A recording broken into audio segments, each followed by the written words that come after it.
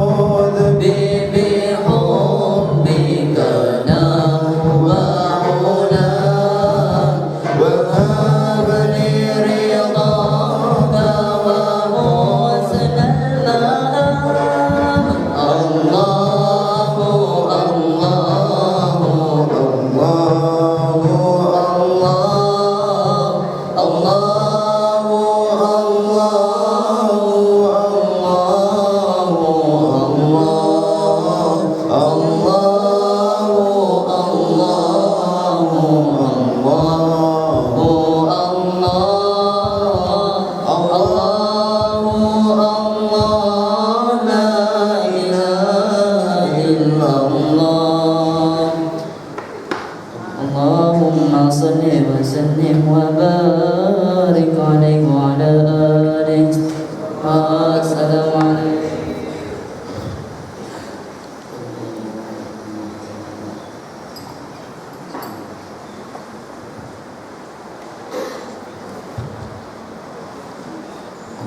Assalamualaikum warahmatullahi wabarakatuh. Bismillahirrahmanirrahim. Alhamdulillahirabbil alamin. Wa sallallahu wasallam ala sayyidina Muhammad wa ala alihi wa sahbihi ajma'in. Rabbi shrah li sadri wa yassir li amri wa hlul 'uqdatam min lisani yafqahu qawli wa ba'd.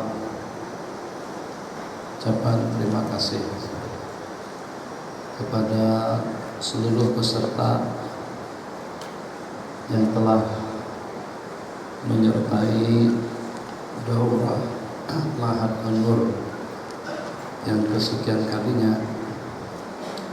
Mudah-mudahan dalam pertemuan atau dalam beberapa pertemuan yang telah berlangsung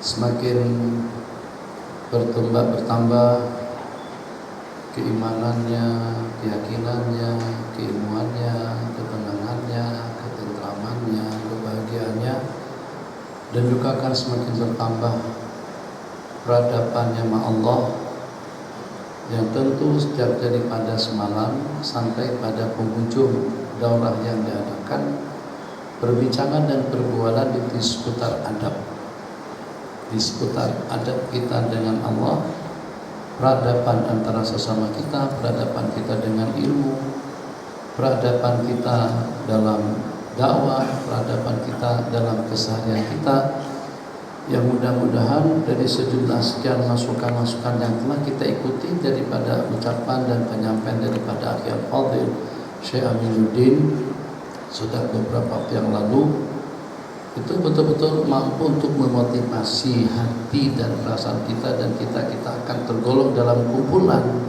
yang lebih kita sabdakan di dalam hadis, dua perkara yang paling banyak memasukkan manusia ke dalam surga. Yang pertama itu adalah taqwa Allah, dan yang kedua husnul khuluq. Yang pertama taqwa Allah. Taqwa Allah yang dimaksud itu adalah taqwa Allah dengan segala aspek, mentakwakan kepada Allah segala aktiviti dan juga segala kegiatan, dan mengubudiakan segala perilaku, kehidupan dan perangai kelakuan kita sehari-hari untuk kita mendapatkan restu dan ridha daripada Allah. Yang pertama taqwa Allah dengan segala aspeknya, taqwa Allah dengan segala jenjangnya, taqwa Allah dengan segala peringkatnya, taqwa Allah dengan pakaian, perhiasan dan solekannya, taqwa Allah dengan makanan dan minumannya, taqwa Allah dengan rehat dan santainya, taqwa Allah di waktu kita rehat dan tidurnya, taqwa Allah dalam segala kehidupan semalam, juga taqwa Allah dengan bersih kuning. Yang kelima, tapi banyak yang tak tetapi alhamdulillah. Apa tak paham tak serah orang mang paham, abang tak paham tak masalah. Sebab kemarin itu ada bersih.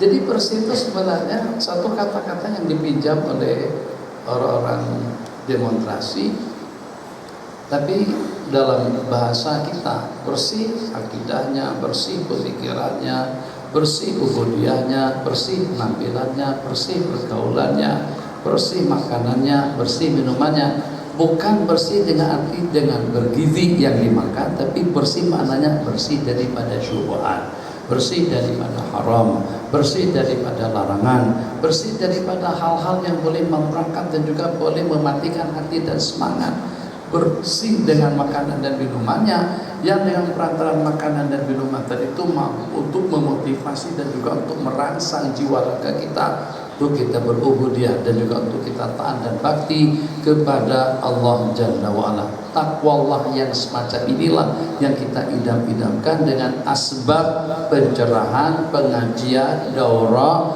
atau juga dengan masukan-masukan yang kita dapatkan daripada tuan guru kita. Sebab yang kita idam-idamkan bukan hanya bersih yang sementara waktu, tapi bersih yang membawa kita ke dalam surga, yang membawa kita kepada ridha Allah Jalla wa'ala. dan itu tidak akan mungkin kecuali kalau dengan perjalanan hidup kita di latar belakangi dengan ilmu, di latar belakangi dengan iqra bismi rabbikal ladzi khalaq. Itu yang pertama. Yang kedua, Nabi kita bersabda, dua pangkalan atau dua asbab, dua pangkal yang akan membawa manusia ke dalam surga. Dua sarana yang paling banyak memasukkan manusia ke dalam surga, takwa Allah. Kemudian kedua, husnul khuluq. Jadi bagaimana mungkin dari detik awal lagi pada permulaan kita di sini, yang memang betul-betul yang ingin kita tanamkan itu adalah peradaban yang baik. Innama bu'istu liutammima makarimal akhlak.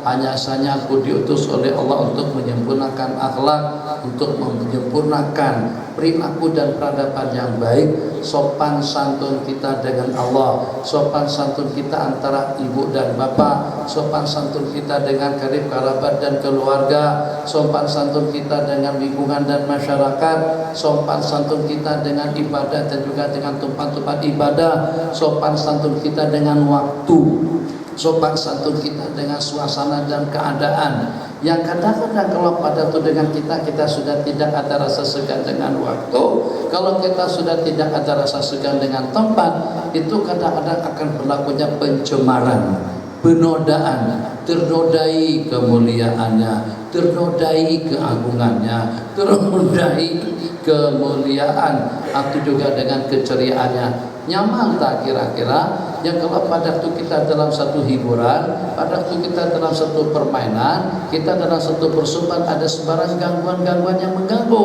tentu rasa tercemarkan, jadi kurang syok mungkin dengan bahasa kita sendiri, rasa kurang nikmat. Keindahan yang indah tadi itu ketika tercemarkan dengan sebarang gangguan yang mengganggu, maka at-ta'addubu ma'allah, peradaban yang tinggi, peradaban kita dengan Allah Jalla wa'ala, itu yang mampu untuk memposisikan dan mengkondisikan diri kita, sehingga dengan kita di mana saja kita berada, kita dengan sikap perilaku perangai yang ideal, yang terbaik dengan penampilannya, yang terbaik dengan ucapannya, yang terbaik dengan pendengarannya. Tadi saya sebut yang pada saat dengan kita sedang berada di rumah Allah Jalla wa'ala, yang pada detik-detik ini pun dengan kita dihimpunkan di tempat yang mulia. Kemuliaan bukan dengan kipas, dengan lampu, dengan bangunan, juga dengan desainnya, tapi kemuliaannya karena orang-orang mulia yang berkumpul. Kemuliaannya karena dengan pembicaraan-pembicaraan yang mulia yang kita bicarakan. Kemuliaannya karena dengan nafahat dan buyudat yang melimpah ruah, yang bertapak dan berpangkalan di dalam hati. Kemuliaannya karena dengan pembicaraan yang kita bicarakan itu tentang halal dan haram, tentang pedoman hidup, pencerahan, bimbingan, panduan ihdinas siratal mustaqim. Itu kemuliaan yang kita peroleh dan kemuliaan yang kita dapatkan bersama sejak dalam beberapa jam yang lalu. Jadi dari sejumlah sekian tempat yang kita tempati, dari sejumlah sekian tempat yang kita kunjungi, daripada sekian tempat kita berkumpul, tentu tidak ada tempat yang semulia majelis zikir.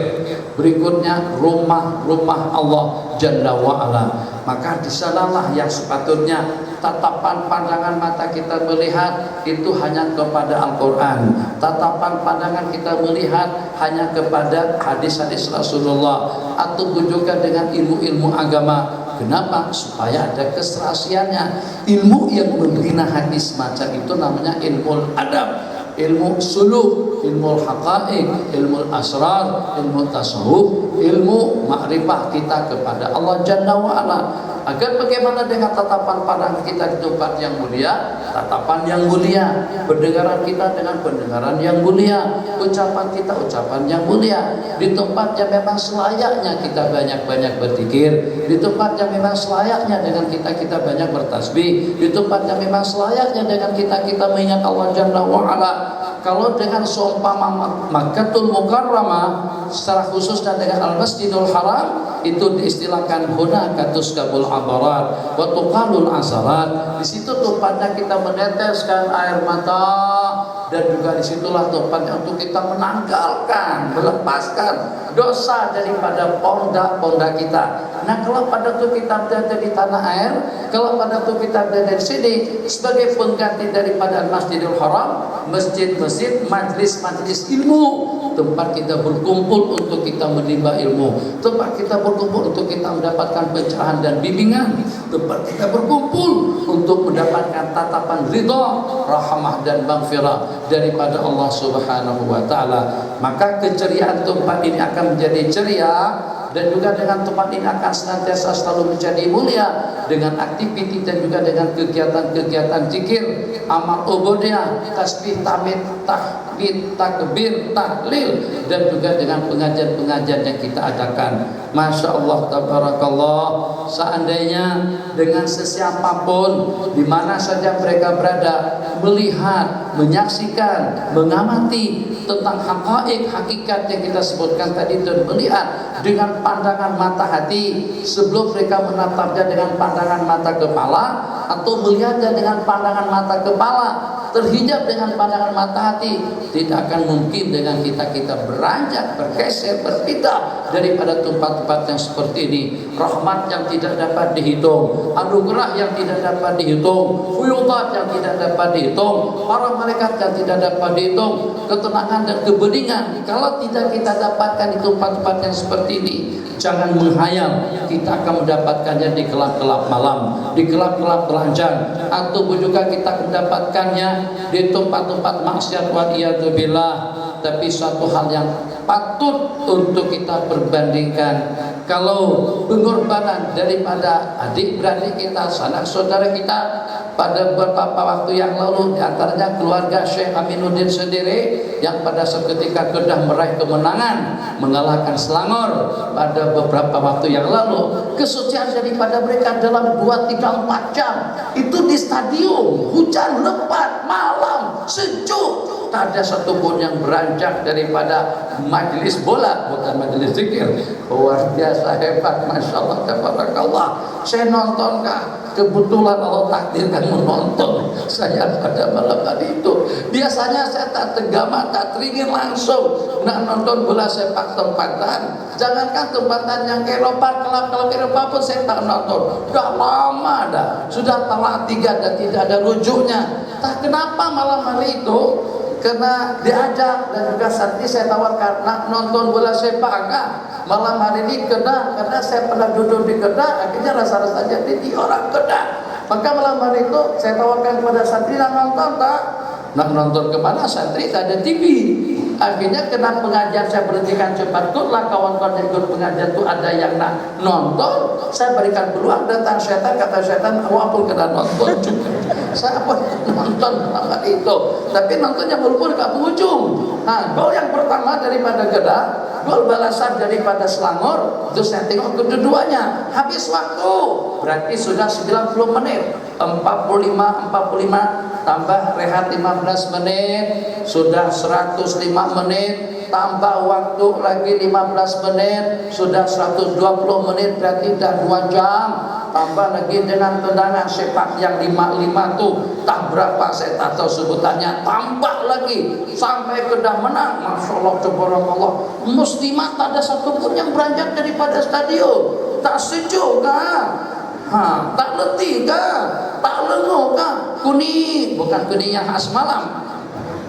Kuning yang khas malam itu dah beda. Nah, ini kuning yang khas masa waktu itu.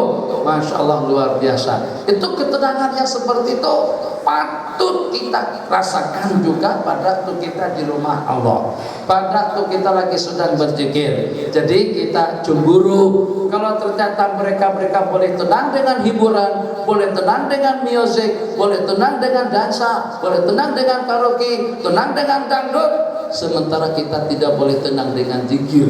Kalau hati kita tidak tenang pada waktu kita berzikir, berarti hati kita kena kita bawa ke bengkel hati. Bengkel hati itu adalah dunia suluk, dunia ma'rifah, dunia zikir. Banyak-banyak berzikir, mengingat Allah Subhanahu wa ta'ala. Saya tak ucap panjang, sebab penutup tuh pendek saja. Yang panjang tuh ceramah, penutup tuh siki-siki saja. Nah, tunggu 5 menit atau 10 menit terakhir saya nak kongsikan, karena kita akan menjelang bulan Maulid Rasul sallallahu alaihi wasallam. Maka selayaknya lah dengan kita sebagai umat muslim yang sehat perasaannya, yang sehat hatinya, yang sehat mentaliti atau dengan pikirannya, yang sehat keberadaannya, wajar dan patut dengan orang-orang yang sehat mengenang jasa dan kebaikan daripada orang-orang yang berjasa. Tadi saya buat satu perumpamaan yang sederhana, mungkin saja pada satu ketika nanti, jadi mungkin dengan Bang Khalil setelah berjanggut putih tua dah, mungkin juga dengan Bang Hafiz setelah tua 30 tahun ke depan udah bungkuk-bungkuk dan juga ada batuk-batuk, mungkin juga dengan saya sendiri. Ternyata santri-santri kita ini semuanya sudah mengelola pondok-pondok pesantren, sudah jadi penceramah-penceramah hebat, sudah jadi ulama-ulama besar. Maka dengan mereka mengadakan hari ulang tahun atau mengadakan hari kesyukuran, itu dalam rangka untuk apa saja? Dalam rangka untuk mengenang jasa salah seorang daripada mereka. Ucapan ribuan terima kasih kepada Bang Hafiz, atau juga kepada pengelola Mahat An-Nur, atau juga kepada para asatidz yang pernah terbabit dalam menyampaikan kuliah, pencerahan, daurah dan yang seumpamanya. Maka pada saat ketika itu datu-datunya, tanserinya, dati-datinya diundang dan dijemput. Kasidah, masya Allah, tabarakallah, sanjungan dan pujian tentang Mahat An-Nur, puisi tentang Mahat An-Nur, ucapan terima kasih. Itu insya Allah takkan ada yang komplain, tidak akan ada. Kita jemput juga mufti-mufti, semua mufti Malaysia kita jemput, mufti Perlis secara khusus kita jemput juga, pun juga dengan ucapan terima kasih, dengan ucapan kata aluan yang disampaikan kepada kita luar biasa atas jasa baik dan juga pengorbanan daripada teman-teman yang sehingga setelah 30 tahun ke depan peranan daripada Mahat Nur memang betul-betul cukup membanggakan. Ternyata ada tapak-tapak jasa atau celah-celah pencerahan Nur Anwar yang terpancar dalam kehidupan masyarakat. Tak ada yang komplain kalau pada ada yang baca puisi, tidak ada yang komplain kalau seandainya ada yang berkasidah, tidak ada yang komplain pada waktu kita mengatakan acara makan bersama, kambing golek, ayam golek, itik golek, ayam golek, apa saja sebutannya. Tapi kalau pada itu dengan kita mengadakan peringatan sebagai tanda kesyukuran kita atas kelahiran junjungan kita Nabi besar Muhammad SAW, di sini peluang mereka untuk mencakar kita bid'ah dhalalah, tidak boleh. Nikmat yang mana, anugerah yang mana, pemberian yang mana? Apakah kira-kira dengan jasa baik daripada Pradua yang dengan ketua pengarahnya selepas 50 tahun berkhidmah, sejak daripada Kancil kepada Kelisa, kepada Alza, kepada Beza, kepada Sama. Sama itu yang akan datang. Beza yang sekarang ini, beza maksudnya berbeda. Hak yang akan datang tuh sama. Yang hak sekarang ini jin tuh, yang akan datang jin epret. Oke? Jadi atas jasa baik ketua pengarah, kenapa dipanggil semua datu-datu, tansri-tansri dan juga masyarakat setempat yang pernah menggunakan kereta buatan Pradua, yang pernah menggunakan kereta Pradua. Mesti ada puisi, ada sanjungan, ada ucapan, ada makanan, penghargaan, penghormatan. Tak ada satu mufti pun yang komen, satu dokter profesor yang komen tentang boleh atau tidaknya. Semuanya menyokong ucapan terima kasih kepada orang-orang yang berjasa tadi itu. Apa jasa Proton, apa jasa Pradua, apa jasa Toyota, apa jasa Mahat, kalau dibandingkan dengan jasa baik penghulu para nabi-nabi dan rasul yang membebaskan kita daripada belenggu syirik, yang menyelamatkan kita daripada belenggu maksiat, yang membebaskan kita daripada segala kejanggalan dan hal-hal yang negatif, membawa kita dan mempersembahkan yang terbaik, akhlaknya, syariahnya, akidahnya, ideologinya, pemahamannya, penampilannya, obodiahnya, pendekatannya kepada Allah sampai kita layak untuk menjadi warga ahli surga yang abadi insyaallah nanti pada hari kiamat. Yang jadi kalau dengan berbandingnya ketika yang tadi kita peringati tak ada masalah, tapi kenapa dipermasalahkan pada waktu kita memperingati yang lebih layak untuk diperingati daripada yang lain? Inilah penyakit. Itu akan dapat disembuhkan penyakit hati yang semacam itu dengan Iqra bismi rabbikal ladzi khalaq. Akan dapat penyakit-penyakit yang seperti itu, perasaan yang tidak sehat, selera yang tidak betul, saat ketika terhijab hati-hati mereka daripada kebajikan atau juga daripada sanjungan dan pujian untuk menyanjung dan memuji insan yang memang sewajarnya untuk disanjung dan juga dipuji. Itu adalah junjungan kita Nabi besar Muhammad sallallahu alaihi wasallam. Taqwallah dengan husnul khuluq. Maka dengan husnul khuluq, akhlak perilaku peradaban yang baik itu yang mampu untuk memotivasi, yang mengatur, yang mengawal, yang memperket dan juga yang membackup perjalanan hidup kita menuju Allah Jalla wa Ala. Maka agar dengan kita agar dengan kita mampu untuk menempatkan sesuatu sesuai pada tempatnya, untuk menyesuaikan diri sesuai dengan waktu dan juga dengan tempatnya, sesuai dengan suasana dan keadaannya, itu akan dapat kita perolehi ilmu yang sedemikian rupa dengan mempelajari ilmu adab. At-ta'addub ma'allah itu akan membawa kita kepada manusia yang ideal, manusia yang mulia. Tadi sudah saya sebutkan, katakan saja kita di majlis yang seperti ini, katakan saja kita di rumah Allah, waktu kita sedang berada di dalam masjid, maka peradaban yang ideal. Satu, kita tidak boleh menyamakan masjid dengan tempat-tempat lainnya. Coba tolong disebutkan tempat yang mana yang paling mulia, tempat yang mana yang paling banyak tumpahan rahmat dan maghfirahnya, tempat yang mana yang paling banyak malaikat berkerumun di dalamnya, tempat yang mana yang kita senantiasa dilihat oleh Allah Jalla wa'ala. Gelap malam? Tidak. Stadion? Tidak. Office? Tidak. Istana? Tidak. Pasar? Tidak. Apa dia? Masjid. Maka peradaban kita dengan masjid dari ujung rambut sampai ke ujung kuku, yang kita sentuh mungkin hanya tasbih, yang kita sentuh mungkin hanya lembaran Al-Quran, yang kita buka mungkin hanya lembaran kitab. Kita tak nak sentuh WhatsApp, kita tak nak sentuh handphone, kita tak nak sentuh apakah itu dengan WhatsAppnya, dengan Facebooknya, dengan YouTube dan juga dengan yang seumpamanya.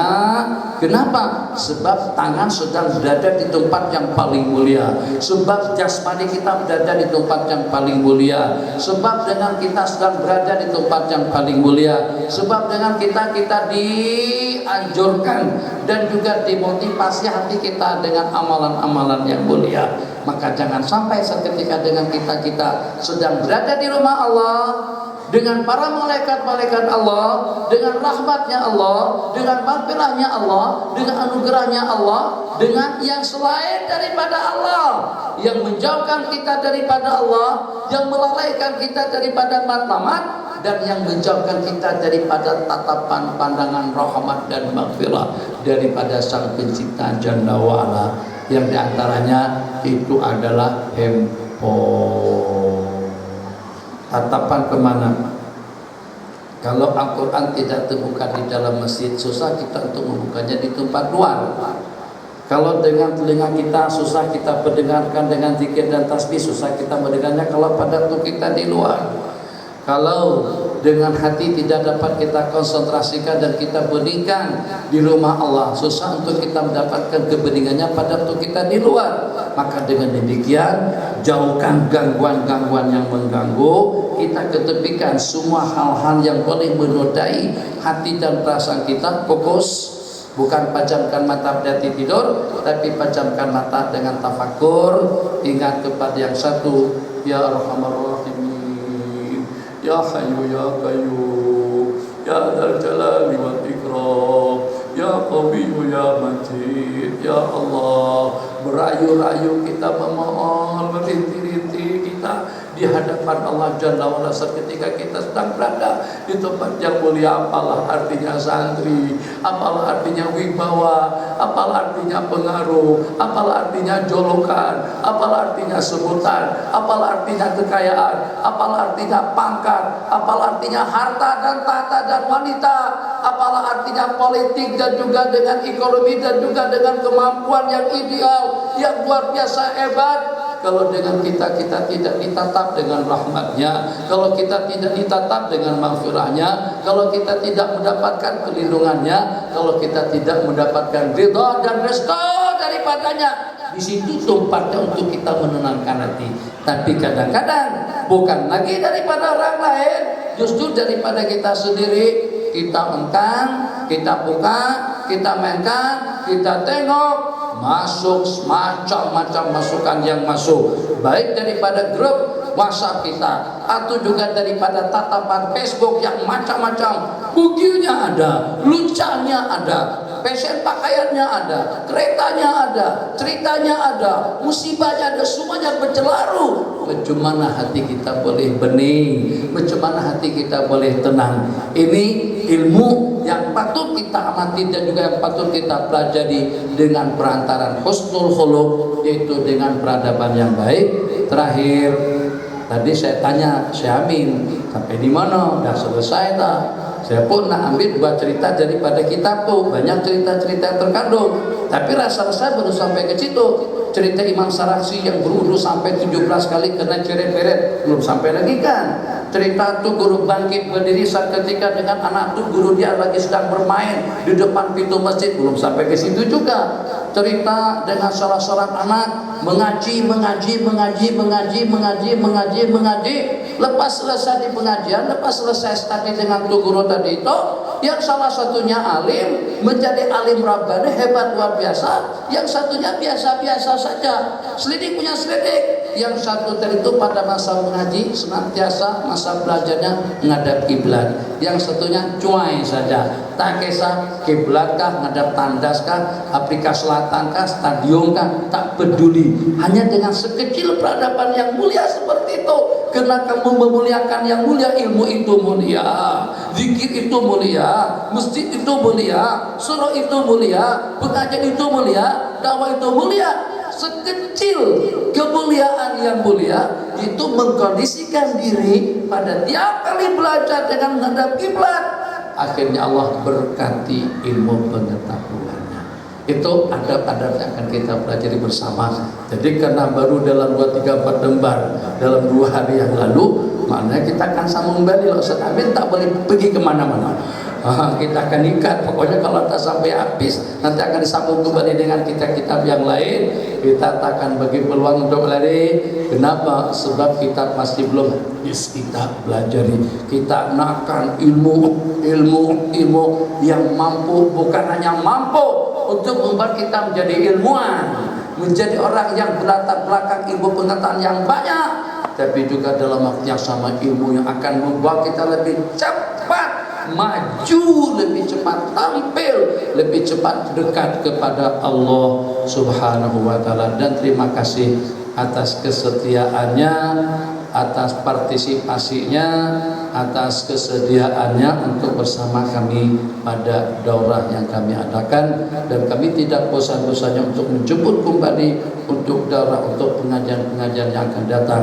Bila kita berhenti daripada daurah, pertanyaan saya tanya, ya silakan. Bila nak berhenti daripada daurah, bila nak berhenti daripada dakwah, bila kita pincin daripada ibadah, bila kita nak berhenti daripada zikir, tasbih, tahmid dan amalan-amalan yang kita amalkan di sini, jawabannya kalau sebelum kedua belah kaki kita belum berada di dalam surga, maka tidak ada yang namanya berhenti, tidak ada yang namanya kesudahan yang menyudahi. Nabi kita bersabda dalam sebuah hadis, al-mu'minu la yashba'u minal khairi yaf'alu. Seorang mukmin itu tidak pernah bosan-bosannya melaksanakan kebaikan yang dilakukannya hatta yakuna muntahahul jannah, sehingga kesudahannya nanti berada di dalam surga. Jadi pincin daripada dunia ilmu, berhenti daripada dunia ibadah, zikir dan amalan yang kita amalkan bersama. Kalau kesudahan kita sudah di dalam surga, Insya Allah, selama kita masih belum mencapai pada matlamat dan target yang kita inginkan, maka waktu kita, tenaga kita, hayat kita, hidup kita nazarkan demi untuk agama, demi untuk dakwah, demi untuk menceriakan, menyenyumkan, membuat baginda Nabi senyum. Laporan daripada janda baik, JB pertama, JB 2, JB pertama John baru, JB 2 janda baik, atau juga JB lama, JB baru, JB 1, JB 2. Nah, di JB baik, janda baik, laporannya ada berapa? Ramai, dalam 200-an orang waris bersama Syekh Aminuddin di Mahat Anur. Itu telah mengadakan kajian dengan kitab Takliful Mutalim, adab-adab orang belajar, adab-adab orang menuju Allah, adab-adab kita tampil menjadi orang yang mulia di sisi Allah. Mesti baginda akan senyum lebar, serono. Kalau kita tak boleh menyenyumkan dan menyeronokan baginda Nabi, paling tidak dengan kita jangan sampai mengecewakan beliau. Jadilah unsur yang positif yang akan bergerak dalam dunia ilmu dan dakwah, sehingga dengan kita menjadi asbab orang ramai seramai-ramainya untuk menjadi calon ahli surga, ahli rahmah dan maghfirah nanti di sisi Allah setengah jam. Hadza wabillahi taufik. Wassallallahu ala sayyidina Muhammad wa ala alihi washabihi wasallam. Ucapan terima kasih dan ucapan seribu-ribu jazakumullahu khairan atas kebersamaannya dalam beberapa waktu yang lalu dan insyaallah untuk selama-lamanya. Rabbana atina fid dunya hasanah fil akhirati hasanah wa qina adzabannar. Sallallahu alaihi wasallam Muhammad wa ala alihi washabihi ajmain. Amin. Walhamdulillahirabbil alamin. Sallallahu alaihi wasallam.